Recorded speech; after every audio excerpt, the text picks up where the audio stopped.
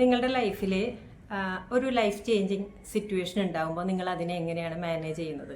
വലിയ വലിയ വാക്കുകളായിട്ടൊന്നും ഞാൻ പറയുന്നില്ല. അതായത് ആദ്യമായിട്ട് നമ്മൾ സ്കൂളിൽ പോകുമ്പോൾ കിടന്ന് മോങ്ങിക്കരയാറുണ്ട്, അല്ലെങ്കിൽ നമുക്ക് സോഷ്യലൈസേഷൻ നമ്മൾ ആദ്യമായിട്ട് പഠിക്കുന്ന സന്ദർഭങ്ങളിൽ എല്ലാവരും കൂടി കളിക്കുമ്പോൾ നമുക്ക് മടി വരാറുണ്ട്, പബ്ലിക് സ്പീക്കിങ്ങിന് നമുക്ക് മടി വരാറുണ്ട്, ടീനേജിലോട്ട് പോകുമ്പോഴും നമുക്കൊരു ആ ഒരു സമയത്തേക്ക് അഡാപ്റ്റ് ചെയ്യാനായിട്ട് നമുക്ക് ബുദ്ധിമുട്ട് വരാറുണ്ട്. ആദ്യമായിട്ട് ജോലി കിട്ടി പോകുമ്പോൾ, ആദ്യമായിട്ട് വിവാഹം കഴിക്കുമ്പോൾ, ആദ്യമായിട്ട് കുട്ടി ഉണ്ടാകുന്ന സിറ്റുവേഷനിൽ, ആദ്യമായിട്ട് നമ്മൾ ഗൾഫിൽ അല്ലെങ്കിൽ വിദേശ രാജ്യങ്ങളിലോട്ട് പോകുമ്പോൾ പുതിയ ഒരു സിറ്റുവേഷൻ ലൈഫിൽ ഉണ്ടാകുന്ന ഒരു ചേഞ്ചുമായിട്ട് നമുക്ക് ഇണങ്ങി ചേരാൻ പറ്റുന്നുണ്ടോ എന്നുള്ളൊരു കഴിവാണ്. അപ്പോൾ അങ്ങനത്തെ കഴിവ് നിങ്ങൾക്കുണ്ടോ? ഉണ്ടെങ്കിൽ നമുക്ക് ഉണ്ടാക്കിയെടുക്കാൻ പറ്റുന്നൊരു കാര്യമല്ലേ. ലൈഫിൽ എല്ലാ കാര്യങ്ങളും പഠിച്ചിട്ടൊന്നുമല്ലല്ലോ നമ്മൾ ജനിച്ച് വരുന്നത്. എല്ലാ കാര്യങ്ങളും ഒരു സിറ്റുവേഷൻ വരുമ്പോൾ നമുക്കത് മാനേജ് ചെയ്യാൻ അറിഞ്ഞില്ലെങ്കിൽ ആദ്യം നമ്മൾ കിടന്ന് കരയും, അല്ലെങ്കിൽ നമ്മൾ അറിവുള്ള ആളുകളോട് ചോദിച്ച് മനസ്സിലാകും, അല്ലെങ്കിൽ ആ ഒരു സിറ്റുവേഷൻ അതിങ്ങനെ വന്ന് വന്ന് നമ്മളതിനെ തന്നെ മാനേജ് ചെയ്യാനായിട്ട് പഠിക്കും എന്നുള്ളതാണ്. അപ്പോൾ ഇത്തരം സന്ദർഭങ്ങൾ വരുമ്പോൾ നമ്മൾ പേടിച്ചിട്ടുണ്ടെങ്കിൽ നമ്മുടെ ലൈഫിൽ ഒരു ഗ്രോത്ത് ഉണ്ടാവില്ല. നമുക്ക് മൈൻഡ് എന്ന് പറയുന്നത് കോൺഷ്യസ് മൈൻഡും ഉണ്ട്, സബ് കോൺഷ്യസ് മൈൻഡും ഉണ്ട്. സബ് കോൺഷ്യസ് മൈൻഡിനെ നമ്മൾ ഏത് സിറ്റുവേഷനാണോ പോയിക്കൊണ്ടിരിക്കുന്നത് അതിൽ തന്നെ സ്റ്റിക്ക് ഓൺ ചെയ്ത് അങ്ങനെ തന്നെ പോകാനാണ് ഇഷ്ടം. അതൊരു മാറ്റം ഇഷ്ടപ്പെടുന്നില്ല. അപ്പോൾ അങ്ങനെ ഉണ്ടാകുന്ന ഒരു റെസിസ്റ്റൻസ് ആണ് നമ്മുടെ ഉള്ളിലുള്ളത്.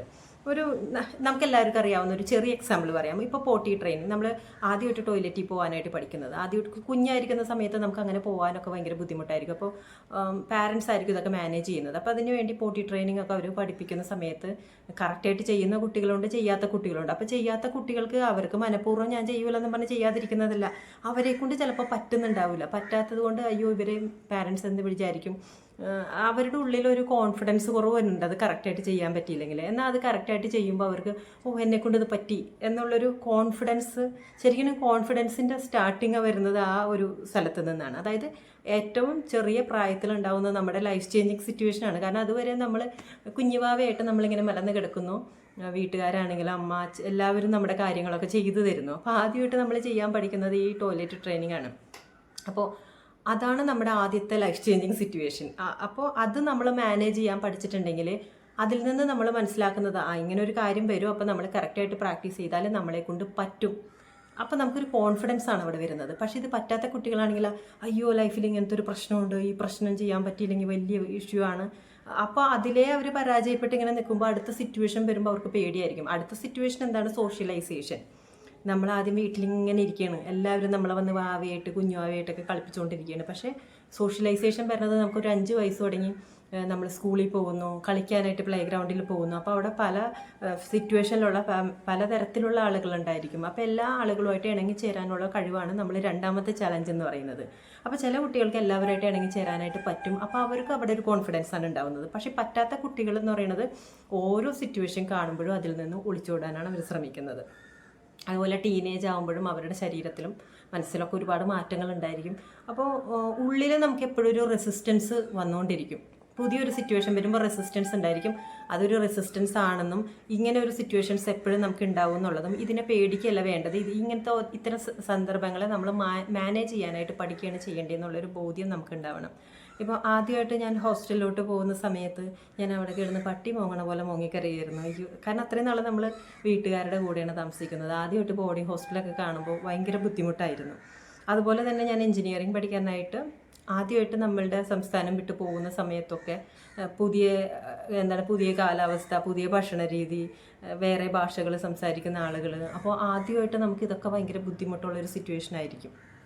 പക്ഷേ നമ്മളുടെ വീട്ടിലെ അറ്റ്മോസ്ഫിയർ ഭയങ്കര മോശമാണെന്നുണ്ടെങ്കിൽ അത്തരം കുട്ടികൾ ഇതുപോലെ പുറത്തോട്ടൊക്കെ പോകുമ്പോൾ വെച്ചാൽ അവർക്ക് ഭയങ്കര ഹാപ്പിനെസ് ആയിരിക്കും. ഈ നരകത്തിൽ നിന്ന് നമുക്ക് രക്ഷപ്പെടാമല്ലോ. അപ്പോൾ ഓരോ സിറ്റുവേഷനും ഓരോരുത്തരുടെ അനുഭവങ്ങൾ വെച്ചിട്ട് ഓരോരുത്തരും ഇതിനെ കാണുന്ന രീതി വ്യത്യസ്തമാണ്. അല്ലാതെ നമ്മൾ പേടിക്കുന്ന ഒരു സിറ്റുവേഷൻ വേറൊരാളുടെ സന്തോഷകരമായ സിറ്റുവേഷൻ ആയിരിക്കും. വേറൊരാളുടെ സന്തോഷകരമായ സിറ്റുവേഷൻ മറ്റുള്ളവരുടെ ദുഃഖകരമായ സിറ്റുവേഷൻ ആയിരിക്കും. അത് ഓരോ വ്യക്തിക്കനുസരിച്ച് മാറിക്കൊണ്ടിരിക്കും എന്നുള്ളത് മനസ്സിലാക്കുക. എല്ലാവർക്കും എല്ലാ എക്സ്പീരിയൻസും ഒരേപോലെയല്ല. ഈ സിറ്റുവേഷനെ ഒന്നും നമ്മൾ പേടിക്കല്ല വേണ്ടത്, അതിനെ മാനേജ് ചെയ്യാനായിട്ട് നമ്മൾ പഠിക്കുക. നമുക്കറിയില്ലെങ്കിൽ നമ്മൾ അറിയാവുന്ന ആളുകളോട് ചോദിക്കുക. അങ്ങനെ അറിയാവുന്ന ആളുകളില്ലെങ്കിൽ എക്സ്പേർട്ടിൻ്റെ നമ്മൾ ഹെൽപ്പ്, പ്രൊഫഷണൽസിൻ്റെ ഹെൽപ്പ് നമ്മൾ സ്വീകരിക്കുക എന്നുള്ളതാണ്. കാരണം ലൈഫിൽ എപ്പോഴും മുന്നോട്ടാണ് പോകുന്നത്, പുറകിലോട്ടല്ല പോകുന്നത്. ഈ പുറകിലോട്ട് പോകുന്ന ആളുകളെയാണ് നമ്മൾ പരാജയപ്പെട്ടൊക്കെ കാണുന്നത്. അപ്പോൾ നമ്മൾക്ക് ഇതുപോലെ തന്നെ ചില ആളുകൾക്ക് ഭയങ്കര ഭയമുള്ള ആളുകളുണ്ടായിരിക്കും, ചിലർക്ക് പെട്ടെന്ന് ദേഷ്യം വരുന്ന ആളുകളുണ്ടായിരിക്കും. അപ്പോൾ നിങ്ങൾ ആലോചിക്കുക, ഈ ഭയം ഉണ്ടെങ്കിൽ നമുക്ക് ലൈഫിൽ എന്തെല്ലാം കാര്യങ്ങളാണ് നമുക്ക് നഷ്ടപ്പെടുന്നത്. ഭയം ഉള്ളത് കൊണ്ട് എനിക്ക് ആളുകളുടെ മുന്നിൽ സംസാരിക്കാൻ പറ്റുന്നില്ല, ചില ജോലിക്ക് എനിക്ക് അപ്ലൈ ചെയ്യാൻ പറ്റുന്നില്ല. ചിലപ്പോൾ നമ്മൾക്ക് കുറേ കഴിവുകളുണ്ടായിരിക്കും, പാടാനുള്ള കഴിവോ ഡാൻസ് കളിക്കാനുള്ള കഴിവോ പടം വരയ്ക്കാനുള്ളതോ പല പല സ്കില്ലുണ്ടായിരിക്കും, നമുക്ക് കഴിവുകളുണ്ടായിരിക്കും. അപ്പോൾ ഇതൊക്കെ ആളുകളുടെ മുന്നിൽ നിന്ന് ചെയ്യാൻ പറ്റാത്തത് കൊണ്ട് നമുക്ക് ആരെയും കാണിക്കാതെ ആരും പ്രകാശനം ചെയ്യപ്പെടാതെ അത് കുഴിച്ചു മൂടുന്നൊരവസ്ഥയാണ്. നമ്മളുടെ കഴിവുകൾ നമുക്ക് എക്സ്പ്രസ് ചെയ്യാൻ പറ്റുന്നില്ല. അപ്പോൾ നമ്മൾ നമ്മുടെ ആഗ്രഹങ്ങൾ എന്താണെന്നുള്ളത് നമ്മൾ നോക്കുക. ആ ആഗ്രഹങ്ങൾക്കായിരിക്കണം ഇപ്പം നമ്മൾ ചോദിക്കണം അച്ഛനെയാണ് അമ്മേനെയാണ് ഇഷ്ടം എന്ന് ചോദിക്കുമ്പോൾ ചിലർക്ക് അത് ഒരേപോലെ ആയിരിക്കും. അല്ലെങ്കിൽ നിങ്ങളുടെ സ്കൂളിൽ നിങ്ങൾക്ക് ഏത് ടീച്ചറിനെയാണ് ഇഷ്ടം എന്ന് ചോദിക്കുമ്പോൾ അവർ ചില ടീച്ചർമാരുടെ പേര് സ്പെസിഫിക് ആയിട്ട് പറയും. അതുപോലെ നമ്മളുടെ ഉള്ളിൽ ഭയമാണോ നിങ്ങൾക്ക് വലുത്, അല്ലെങ്കിൽ ആ ഭയം നമ്മൾ മറികടന്നിട്ടുണ്ടെങ്കിൽ നമുക്ക് കിട്ടാവുന്ന കുറേ സൗഭാഗ്യങ്ങളുണ്ട്, നമ്മളുടെ കുറേ ഇഷ്ടങ്ങളുണ്ട്. അപ്പോൾ ഭയത്തിനാണോ നമ്മൾ പ്രിഫറൻസ് കൊടുക്കേണ്ടത്, അല്ലെങ്കിൽ അതുകൊണ്ട് നമുക്ക് ഉണ്ടാവുന്ന കുറേ അതിനെ ഓവർകം ചെയ്താലും നമുക്ക് ലൈഫിൽ ഉണ്ടാവുന്ന കുറേ നല്ല സിറ്റുവേഷനുണ്ട്, അതാണോ നിങ്ങൾക്ക് വലുതെന്നുള്ളത് നിങ്ങൾ കമ്പയർ ചെയ്യുക. ഓഫ് കോഴ്സ് നമുക്ക് അതിനെ മറികടന്നാൽ കിട്ടുന്ന കുറേ കാര്യങ്ങളാണ്. അപ്പം നമ്മൾ ഭയത്തിലോട്ട് ഫോക്കസ് ചെയ്യുന്ന ഒരു വ്യക്തി എപ്പോഴും ഭയന്ന് ഇങ്ങനെ ഇരുന്നുകൊണ്ടിരിക്കും, കരഞ്ഞ് മോങ്ങി അങ്ങനെ ലൈഫ് സ്പോയിൽ ചെയ്തുകൊണ്ടിരിക്കും. പക്ഷേ നമുക്ക് ഭയം ഉണ്ടായിരിക്കാം, പക്ഷേ നമ്മൾ തന്നെ നമ്മൾ പറഞ്ഞ് നമ്മൾ ഈ ഒരു സിറ്റുവേഷൻ കാണുമ്പോൾ അയ്യോ എനിക്ക് പേടിയാണ് എന്ന് പറഞ്ഞിരിക്കാതെ എനിക്കിപ്പോൾ പേടിയുണ്ട്, അത് ഞാൻ മനസ്സിലാക്കുന്നു, പക്ഷേ ആ പേടിയേക്കാളും വലുതാണ് എൻ്റെ ഡ്രീംസ്, ഇതിനെ മറികടന്നാൽ കിട്ടാവുന്ന കുറേ കാര്യങ്ങൾ, അതാണ് എനിക്ക് ലൈഫിലോട്ട് വേണ്ടത്, അതാണ് എനിക്ക് എത്തിപ്പിടിക്കേണ്ടത്, അതിലോട്ടാണ് എനിക്ക് അത് നമ്മളുടെ മൈൻഡിനെ തന്നെ പറഞ്ഞ് മനസ്സിലാക്കണം. ഇവിടെയും നിങ്ങൾക്ക് സ്വയം ചെയ്യാൻ പറ്റുന്നില്ലെങ്കിൽ നിങ്ങൾ ഈ എക്സ്പേർട്ടിൻ്റെ ഹെൽപ്പ് സ്വീകരിക്കണം എന്ന് പറയുമ്പോഴേ ഇപ്പം എൻ്റെ അടുത്ത് കൺസൾട്ടേഷന് വരുന്ന ചില ആളുകൾ അവരോട് ഞാൻ ചോദിക്കും, അതായത് ഏറ്റവും മോശമായിട്ടുള്ളൊരവസ്ഥയിലായിരിക്കും കൺസൾട്ടേഷനൊക്കെ വരുന്നത്. അപ്പോൾ ഞാൻ ചോദിക്കും ഇതിൻ്റെ ഒരു സ്റ്റാർട്ടിങ് പോയിന്റ് ഉണ്ടല്ലോ, അപ്പോൾ എന്താണ് നിങ്ങളിത് ചെയ്യാതിരുന്നതെന്ന് ചോദിക്കും. അപ്പോൾ പറയുന്നതെന്ന് വെച്ചാൽ ഒരു സൈക്കോളജിസ്റ്റിനെയൊക്കെ കാണാൻ വേണ്ടിയിട്ട് പോകുമ്പോൾ ആളുകൾ വിചാരിക്കൂലേ എനിക്ക് ഭ്രാന്താണെന്ന്, അവർക്ക് ഭ്രാന്താണെന്ന് വിചാരിക്കൂലേന്ന്. അതായത് അങ്ങനെ ചിന്തിക്കുന്ന ആളുകൾ ഇന്നത്തെ കാലഘട്ടത്തിലും ഉണ്ടെന്നുള്ളതാണ് ഭയങ്കര അത്ഭുതകരമായ കാര്യം. അതായത് ഭ്രാന്തന്മാർ മാത്രമല്ല സൈക്കോളജിസ്റ്റിനെ കാണാനായിട്ട് വരുന്നത്. ഇപ്പോൾ ഞാൻ സൈക്കോളജി പഠിക്കുന്ന സ്ഥലത്ത് തന്നെ കൗൺസിലിംഗ് സൈക്കോളജി, അതായത് ഫസ്റ്റ് ഇയർ എല്ലാവരും സെയിം ഇതാണ് പഠിക്കുന്നത്, സെക്കൻഡ് ഇയർ ആകുമ്പോൾ സ്പെഷ്യലൈസ് ചെയ്യുമ്പോൾ കൗൺസിലിംഗ് ഇഷ്ടപ്പെടുന്നവർ കൗൺസിലിംഗ് എടുക്കുന്നുണ്ട്, ക്ലിനിക്കൽ ഇഷ്ടപ്പെടുന്നവർ ക്ലിനിക്കൽ സൈക്കോളജിസ്റ്റ് ആയിട്ട് പോകുന്നുണ്ട്, രണ്ടാമത്തെ വർഷമാണത് എടുക്കുന്നത്. അതായത് ഇൻഡസ്ട്രിയിൽ വർക്ക് ചെയ്യാൻ ഇഷ്ടപ്പെടുന്നവർ ഇൻഡസ്ട്രിയൽ സൈക്കോളജിസ്റ്റ് ആയിട്ട് പോകുന്നുണ്ട്. അപ്പോൾ ഈ ഇൻഡസ്ട്രിയിലുള്ള പ്രാന്തന്മാരൊന്നുമല്ല വരുന്നത്, ആ ഇൻഡസ്ട്രീനെ സംബന്ധിച്ചിട്ടുള്ള കാര്യങ്ങളിലാണ് അവർ അവിടെ കാര്യങ്ങൾ പറഞ്ഞു കൊടുക്കുന്നത്.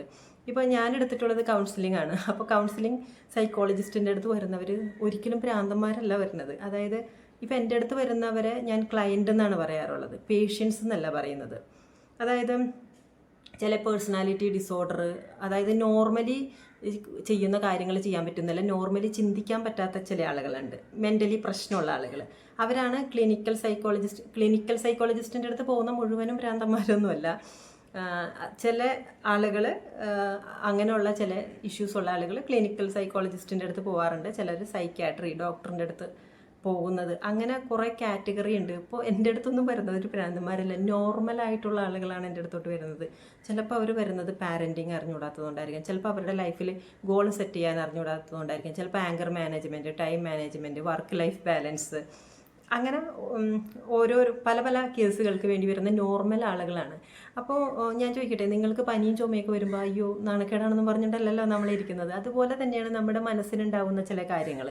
അപ്പോൾ ഞാനിങ്ങനെ അവരോട് ചോദിക്കും, എന്നാൽ പിന്നെ ഇപ്പോഴെന്താ പറഞ്ഞത്, അപ്പോൾ ഇപ്പം എന്താണ് ഇത് മാനേജ് ചെയ്യാതെ അവർക്ക് ജീവിക്കാൻ പറ്റാത്തൊരവസ്ഥയിലാണ് വരുന്നത്. ശരിക്കും ആദ്യത്തെ സിറ്റുവേഷനിൽ അവർക്ക് വൺ സിറ്റിംഗ് കൊണ്ട് ശരിയാവുന്നൊരു കാര്യമാണ് കുറേ സിറ്റിങ്ങുകൾ എടുത്ത് ലാസ്റ്റ് ശരിയാക്കേണ്ടി വരുന്നത്.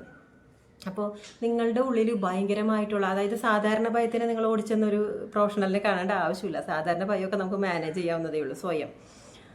നമുക്ക് സാധാരണയിൽ കൂടുതലായിട്ടുള്ളൊരു പേടിയുണ്ടെങ്കിൽ നിങ്ങൾ ഉറപ്പായിട്ടും കൺസൾട്ടേഷൻ എടുക്കണം. അതുപോലെ തന്നെ നിങ്ങൾക്ക് നിങ്ങളുടെ ഉള്ളിലുള്ള പേടി കൊണ്ട്, അല്ലെങ്കിൽ നിങ്ങൾക്ക് ഭയങ്കര ദേഷ്യം അടക്കാൻ പറ്റാത്തത് കൊണ്ട്, അങ്ങനെ നിങ്ങൾക്ക് നോർമലി ചെയ്യുന്ന കാര്യങ്ങൾ ചെയ്യാൻ പറ്റുന്നില്ല, നോർമലായിട്ട് ചിന്തിക്കാൻ പറ്റുന്നില്ല, അതായത് ഇങ്ങനത്തെയൊക്കെ സിറ്റുവേഷൻ വരുമ്പോൾ പുറത്തുള്ള ആളുകൾക്കൊന്നും മനസ്സിലാവില്ല, നമ്മളൊരു നോർമൽ ആളുകളായിട്ട് കാണുന്നത്, പക്ഷേ നമ്മളുടെ ഉള്ളിലായിരിക്കും അതിൻ്റെ പ്രശ്നങ്ങൾ എടുക്കുന്നത്.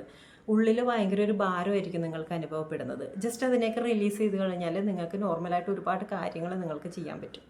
പിന്നെ അതുപോലെ തന്നെ നമ്മുടെ ചാനലിൽ തന്നെ സ്വന്തമായിട്ട് നമുക്ക് വീട്ടിലിരുന്ന് എന്തെല്ലാം കാര്യങ്ങൾ ചെയ്യാൻ പറ്റും എന്നുള്ളതിന് ഒരുപാട് ടിപ്സ് കാര്യങ്ങളൊക്കെ ഉണ്ട്.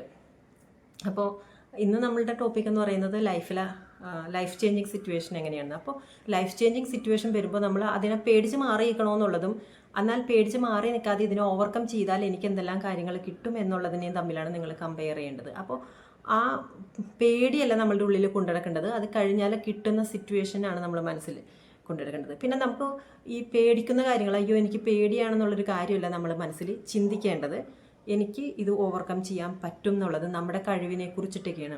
അപ്പോൾ ഇതൊക്കെ മാറ്റാൻ വേണ്ടിയിട്ട് നമുക്ക് അഫർമേഷൻസ് യൂസ് ചെയ്യാം, വിഷ്വലൈസേഷൻ യൂസ് ചെയ്യാം, മെഡിറ്റേഷൻ യൂസ് ചെയ്യാം, ഗ്രാറ്റിറ്റ്യൂഡ് യൂസ് ചെയ്യാം. അപ്പോൾ അതൊക്കെ എങ്ങനെ ചെയ്യാം എന്നുള്ളത് സെപ്പറേറ്റ് ആയിട്ട് നമ്മൾ വീഡിയോ ചെയ്തിട്ടുണ്ട്. അപ്പോൾ അതൊക്കെ നോക്കി മനസ്സിലാക്കി അത് നിങ്ങൾ പ്രാക്ടീസ് ചെയ്യുക.